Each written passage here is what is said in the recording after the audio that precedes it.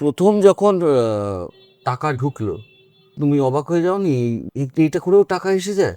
Actually Facebook YouTube থেকে যখন টাকা ঢুকেছিল, নাকি তার আগে তোমার ব্র্যান্ডের টাকা ঢুকে স্পন্সরের টাকা ঢুকেছে? না না, প্রথমে ফেসবুক ইউটিউবেরই টাকা ঢুকেছিল।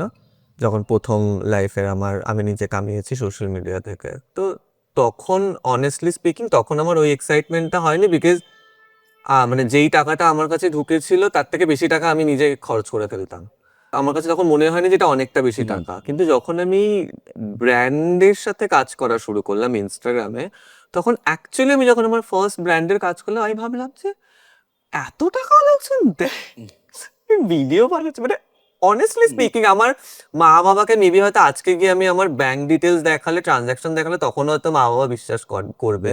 আমি যদি আজকের দিনে দাঁড়িয়েও বাবাকে গিয়ে বলি যে আমি এই ভিডিওটা করার জন্য এই টাকাটা পেয়েছি, আমার বাবা হাসবেই শুনে।